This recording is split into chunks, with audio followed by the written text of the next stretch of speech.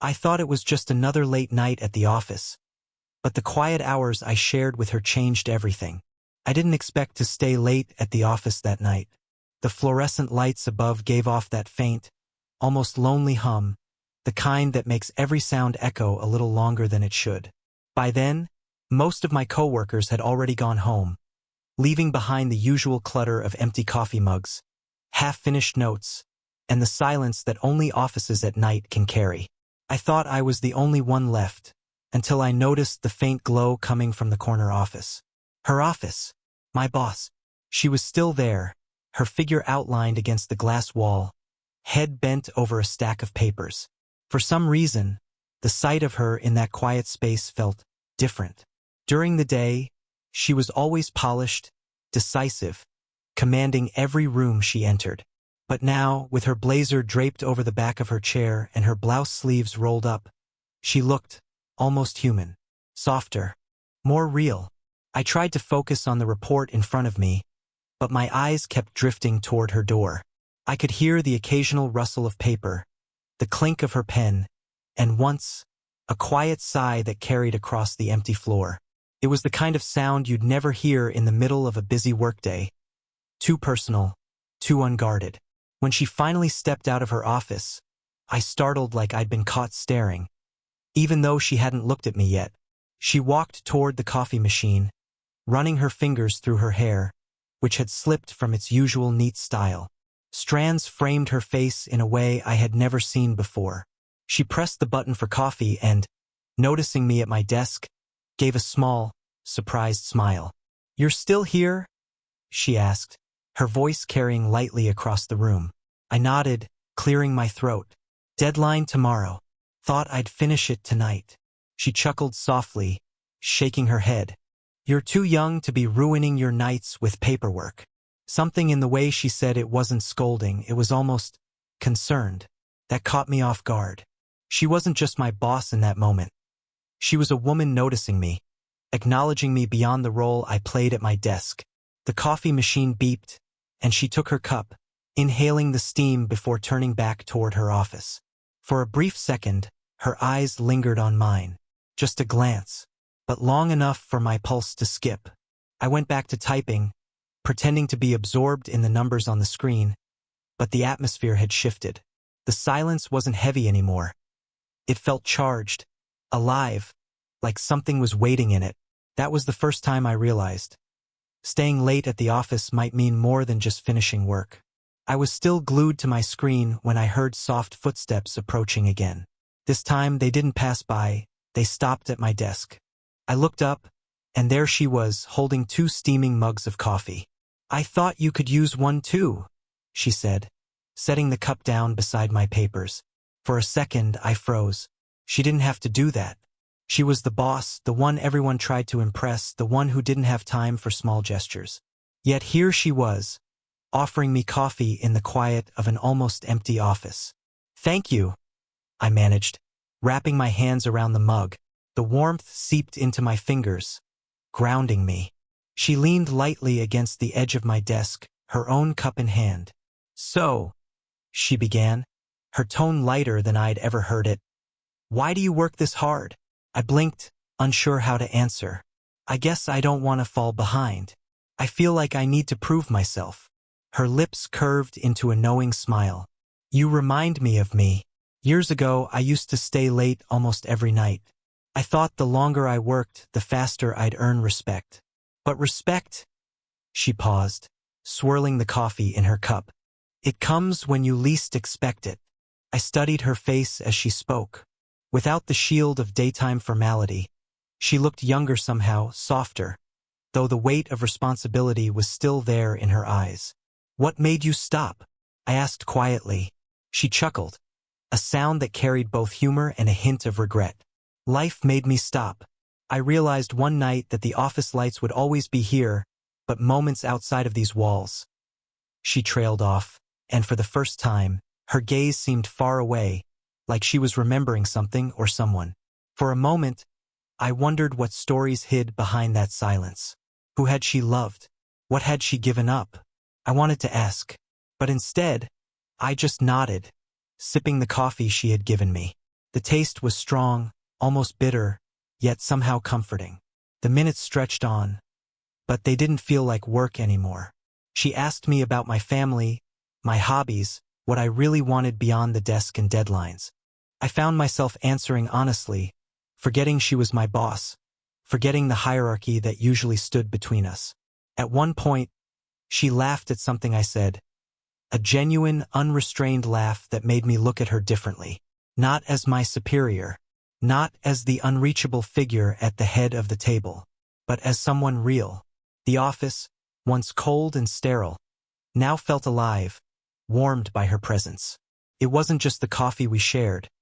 It was the quiet stories, the glimpses into who we were when the world wasn't watching. And in that moment, something unspoken lingered in the air. Something fragile, delicate, but impossible to ignore. That night, it was no longer just about work. It was about connection. The hum of the air conditioner and the soft tapping of my keyboard were the only sounds filling the office. My boss had returned to her desk, yet the quiet wasn't heavy. It was charged, as though the very air had changed after our conversation over coffee. Every now and then, I caught myself glancing toward her office door, half expecting it to open again. And when it finally did, my heart betrayed me by quickening, though I quickly dropped my gaze back to the monitor.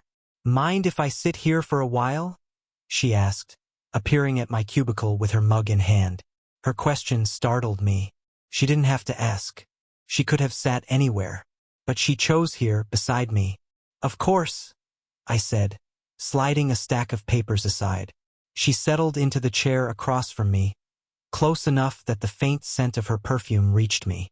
It wasn't overpowering, just a hint of something warm, with a trace of spice, like the memory of autumn evenings. For a while, she simply sat, watching me type. I could feel the weight of her gaze, not in an uncomfortable way, but in a way that made me hyper-aware of every movement. My fingers on the keyboard, the way I adjusted my glasses, even the way I breathed. Then she leaned forward, resting her elbow on my desk. Her hand brushed a stray pen closer to me, her fingers grazing the edge of my own. It was nothing, a simple accident. Yet it felt like everything. My chest tightened. I looked up, and she was watching me with a softness I hadn't seen before. Not the sharp, commanding stare she gave in meetings. This was different, curious, searching, almost vulnerable. "You know," she said lightly, "most people are afraid of me." I frowned. "Why?" She tilted her head, lips curving into a small, almost sad smile. "Because I don't let them see me." "Not really." Her words lingered, heavier than they should have been. I wanted to ask what she meant, but her tone told me she wasn't ready for more. Still, the silence between us wasn't empty. It pulsed with something neither of us dared to name. I pretended to return to work, but the letters on the screen blurred. My focus wasn't on the reports. It was on the closeness of her presence, the quiet rhythm of her breathing, the occasional shift of her body in the chair that reminded me she was there, sharing this sliver of time with me. At one point, she leaned closer to look at my monitor. Her shoulder brushed mine, barely, lightly, but it sent a rush of warmth straight through me. "Impressive," she murmured, her voice low, her breath grazing just enough for me to feel it. I swallowed hard, forcing myself to nod casually. But inside, I knew it. Something between us had shifted. A boundary had blurred. And no matter how much we tried to ignore it, the air itself was telling a different story. The clock ticked past 10. Outside, the city had quieted, its usual rhythm muted by the late hour. Inside the office, it felt like we were sealed in our own world. Just the two of us, suspended in a silence that was both fragile and strangely comforting. She had pulled her chair closer to my desk, not to talk about work anymore, but simply to share the quiet. Her coffee mug sat forgotten between us, the steam long gone, leaving only the faint trace of her lipstick on the rim. For the first time that night, she didn't look like the woman who commanded boardrooms or delivered decisions with sharp precision. She looked tired, human. Her hand absent-mindedly traced the edge of a folder on my desk. She wasn't fidgeting, exactly. It was more like she needed something to hold on to. "You ever wonder," she began softly, her eyes fixed on the folder. What people see when they look at you? The question caught me off guard. I leaned back slightly, studying her. All the time, I admitted, though I'm not sure I'd like the answer. She gave a quiet laugh, but it didn't reach her eyes. They see strength when they look at me, authority, control, and I've worked so hard to make sure they see that. But sometimes, her voice trailed off, her throat tightening around the words. I didn't press. Instead, I let the silence open for her, like a space where she could step if she wanted to. She lifted her gaze, and for the first time, I saw it. The faint shimmer of weariness behind her confident eyes. Sometimes I wish someone would see past it, past the armor, past the title. Just me. Her honesty hit me harder than I expected, because I realized, in that very moment, that's exactly what I'd been seeing all night. Not the boss, not the reputation, but the woman who stayed late, who sighed into the quiet, who was sitting across from me now with walls slowly, carefully lowering. Without thinking, I shifted slightly closer. My hand rested on the desk, just inches from hers. I didn't touch her. Not yet. But the closeness was an offering, silent, patient, waiting. Her eyes flicked down to the space between our hands, then back to my face. And something changed in her expression. A softness, a flicker of trust. You shouldn't have to carry it all alone, I said quietly, the words escaping before I could stop them. For a moment, she simply looked at me, as if weighing the truth of what I'd said. Then, barely hesitantly, her fingers shifted, brushing against mine. It wasn't deliberate, or maybe it was. Either way, the touch lingered. Light, tentative, but full of everything she couldn't yet put into words. And in that fragile instant, I knew. The space between us wasn't professional anymore. It was personal. Deeply, dangerously personal. The brush of her fingers against mine lingered in the air like the echo of a whispered secret. It wasn't a full touch, just a passing connection, but it carried more weight than 1,000 words. Neither of us moved for a moment. The silence was delicate, almost fragile, as though one wrong breath might shatter it. Then she drew her hand back slowly, folding it into her lap. The gesture was small, but her eyes betrayed what her body tried to hide. There was hesitation there, yes, but also a spark of something unspoken. I cleared my throat softly, searching for words that wouldn't overstep, wouldn't ruin what had just passed between us. But before I could speak, she leaned back in the chair, exhaling as though she'd been holding her breath far too long. "This is dangerous," she murmured, more to herself than to me. I almost asked what she meant, but I didn't need to. I could feel it too.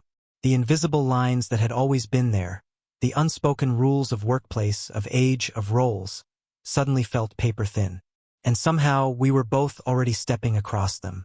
Her gaze found mine again. Not sharp, not commanding, but steady. Searching. It was the kind of look that stripped away pretense, that dared me to be honest. So I was, "Maybe it's dangerous," I said softly, "but it feels real." The words hung between us, and for a heartbeat, I wondered if I'd gone too far. But then, something shifted in her posture. Her shoulders eased, her eyes softened, and a faint, almost reluctant smile touched her lips. "You're braver than you look," she whispered. She stood then, but instead of returning to her office, she moved to the empty chair beside me. Closer. So close that the warmth of her presence seemed to press against my skin. We didn't talk about reports or deadlines anymore. Instead, she asked about my life, the kind of questions no one in the office had ever bothered to ask. Where I grew up, what I wanted beyond this job, who I was outside these walls. And I asked about her, too. Not the boss, not the leader, but the woman. She told me about her love of old novels, about the small seaside town she escaped to whenever the world felt too heavy, about the music that kept her company on lonely nights. The more she spoke, the more the lines between us blurred. The office didn't feel like an office anymore. It felt like a private world carved out just for us, where the rules outside couldn't reach. At one point, she leaned closer to emphasize a story, her laughter spilling into the quiet. Her hand brushed my arm lightly, as though it belonged there. I felt the warmth seep through the fabric of my shirt, subtle but undeniable. I didn't pull away, neither did she. And in that quiet, with nothing but the hum of the city in the distance, we both knew the lines we were crossing weren't accidental. They were chosen. Time had slipped away without either of us noticing. The reports sat untouched on my desk, forgotten in the quiet gravity that had drawn us closer and closer. It wasn't about work anymore. It hadn't been for a while. She leaned back in the chair beside me, her hair falling loose from the clip that had held it in place all day. A strand framed her cheek, and without thinking, my hand twitched as if to brush it away, but I stopped myself. The line between boldness and overstepping was razor thin, and I didn't want to break the fragile trust she had given me. She must have sensed my hesitation, because she tilted her head slightly, her eyes narrowing in a way that wasn't sharp, more curious, as if she wanted to see what I would do next. Instead of touching her, I asked softly, "Do you ever regret staying late?" She smiled faintly, a touch of sadness hidden in it. "Not tonight." Her words sank into me, deeper than I expected. They carried something unspoken, something heavier than casual banter. And the way she said them, quiet, almost like a secret meant only for me, made my chest tighten. The silence that followed wasn't empty. It was filled with everything we hadn't yet said. My pulse quickened, and I could feel hers too, not through touch, but in the charged closeness that had grown between us. Then she sighed, her voice low. "You make me forget." I turned to her, searching her face. "Forget what?" Her eyes softened, her guard slipping further. "That I'm supposed to be untouchable. That people expect me to always be in control. Around you, it feels different." Her confession wasn't dramatic. It wasn't even loud. But it was the most vulnerable thing she had given me so far. And I wanted to hold it, protect it, honor it. I didn't respond right away. Instead, I let the moment breathe, hoping she would feel that I understood, even without words. My hand rested on the desk again, close to hers but not quite touching. A silent invitation. This time she moved first. Slowly, deliberately, her fingers slid across the surface until they brushed against mine. Not fleeting, not accidental, this was different. Her hand lingered there, the warmth of her skin seeping into me, grounding me in a way nothing else could. I met her eyes, and in that gaze, everything we hadn't dared to say was laid bare. Desire, hesitation, fear, longing. Neither of us spoke it aloud, but the truth was clear. We both wanted more than this fragile, almost touch. We both knew we were standing at the edge of something that could change everything. And though the words never left our lips, the confession had already been made. It was there in the silence, in the closeness, in the trembling brush of her hand against mine. It was unspoken, but it was undeniable. Her hand rested against mine, warm and steady, and for a moment the world seemed to hold its breath. The office around us, the ticking clock, the hum of the air conditioning, the faint glow of city lights through the window, faded into the background. All I could focus on was her presence, her touch, her eyes holding mine like they had been searching for something only I could give. We didn't move, didn't speak, and yet, in that silence, everything was said. Eventually, she withdrew her hand, slowly, almost reluctantly, as if letting go too quickly might break the fragile spell. She leaned back in her chair, exhaling a long, quiet breath. "This can't go any further," she whispered, her voice steady but tinged with something that sounded like regret. I nodded, though my chest ached at the thought. "I know," but the look we shared said something different. It wasn't denial, nor was it rebellion. It was an understanding that what had passed between us couldn't be erased, even if it had to be left unspoken. She stood, smoothing the creases in her blouse, trying to gather herself back into the version of her the world knew, the composed, commanding leader. But a softness lingered in her expression, something that hadn't been there before tonight. "You should head home soon," she said gently, though it sounded less like an order and more like concern. "Get some rest." I smiled faintly, Only if you promise to do the same.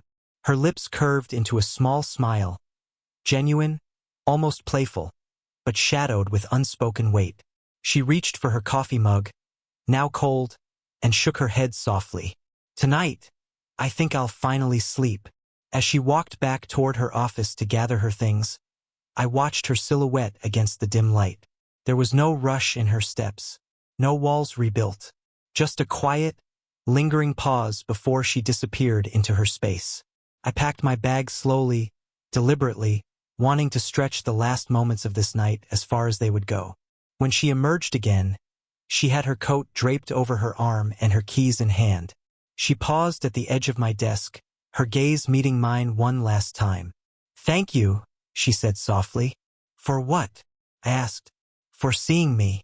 The words struck deep, more than any grand declaration could. And in that instant, I realized whatever this was, however far it could or couldn't go, we had both found something real in each other. We walked out together, side by side, the night air cool against our skin. The city stretched before us, alive with lights and distant sounds, but the silence between us was no longer heavy. It was comfortable, warm, full of possibilities that didn't need to be named. As we parted ways at the curb, she gave me a look that lingered, one of quiet gratitude, quiet longing, quiet understanding. And though nothing more was said, I knew something between us had changed forever. If this story touched you, don't forget to like, share, and subscribe for more heartfelt love stories. Your support helps us keep creating these moments that remind us how powerful connection can be. 12.